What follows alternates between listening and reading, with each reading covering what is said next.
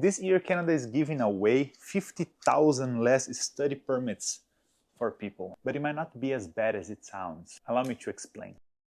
Canada is struggling to maintain things running smoothly. There's just not enough houses for everybody, not enough doctors, the prices of everything is going up, and part of the blame is on us, international students. Canada was always an open place for new people to study or just move here to work as a PR.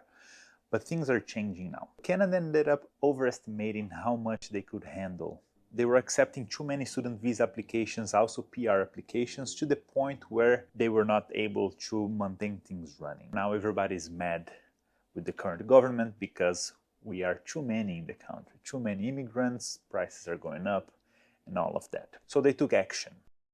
Starting last year, they put a cap on how many study permits would be issued by the country. And this year, the cap is almost 50,000 less than last year.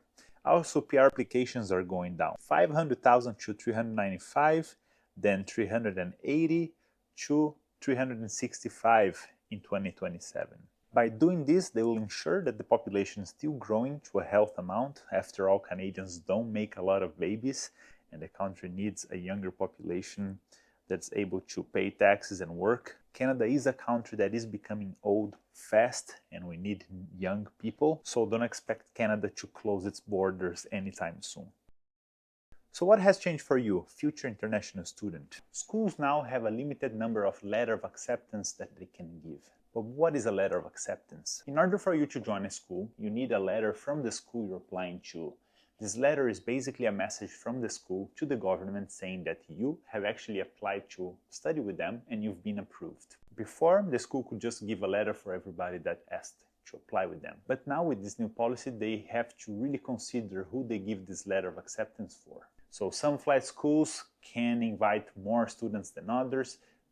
It really depends. Now, how do you get a letter of acceptance? Some schools will require you to pay the first installment to give you the letter of acceptance. That's just so you don't get a letter of acceptance and end up not using, or maybe you're applying for multiple colleges at the same time to decide later. They want to really be sure that you're actually applying for the course. They cannot afford to waste letter of acceptances anymore since they're now limited. But don't worry, even if you get the letter of acceptance and your visa is denied, the schools have to give your money back. And that's something that's very well controlled, so you have nothing to worry about. On top of the letter of acceptance, you might also need an attestation letter. That's a provincial thing that some schools might be required to also give to the students. Once you get your letter of acceptance, the school will also have to give you an attestation letter depending on the type of training you're doing and depending on the province you're doing your training at. The financial support letter also has changed. Before it used to be $10,000 if you're one person coming to Canada to study, but that's a very outdated number. When things were all cheaper, rent was cheaper, the price of everything has gone up, so now the new value is just over $20,000. Just so the government is sure that you're not going to struggle while you're here and you can actually study full-time instead of having to work most of the time just to pay for living expenses. International students are also allowed to work while they're studying in Canada. That is one of the reasons why Canada is such an attractive place for international students. Many other countries don't really allow you to work, but in here you can. It used to be 20 hours. During some stages of the pandemic, it was full-time. Now I think we're sitting at 24 hours weekly. So you can get a part-time job to help out with your rent, food expenses, or any other expenses you might have while working as an international student. Another thing that is different now is that if you decide to change what school you go to or even what type of course you're taking in Canada, you might have to apply for a whole new study permit. A few years ago, it was no problem for you to come to Canada to study something, and once you got here, you could just switch the school.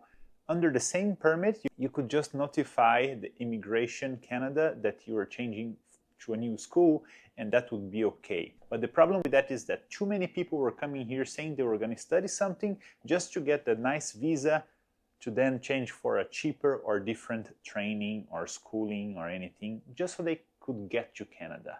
If you actually want to change your study and you have a legitimate reason for that, there should be no problem. You can still apply for a new permit and you can tell them why they should accept it, but don't expect to come here to study IT and then just change to an aviation training to get your pilot's license, because that won't work anymore, unless you have a valid reason, of course. And something else that they're trying to stop is long gaps between study. It was also normal for students to finish their studies and take the remaining time of their visa just to stay here working, and when they were about to expire, they would apply for a next visa just so they could stay in Canada longer. Canada is examining these cases one by one. So although it's true Canada is cutting down on student visas and giving away less PR cards, numbers are still very high. Immigration Canada still plans to give out 437,000 visas. That's a lot of visas for people like me or you to come here and study and pursue your dreams. Check Immigration Canada's website to make sure everything you saw in this video is still current, because they can always change policies without notice. If you'd like to come to Canada to become a pilot just like I did, make sure you send me a message on Instagram. It's Fly with Pedro. I'll be happy to help you. I know it can be a little tricky to find relevant information about pilot schools, training, fees, visa, and all of that. I'm very excited for 2025. I plan to share a lot of things about pilot training and studying in Canada. So make sure you subscribe for future videos, and I'll see you next time. Thank you.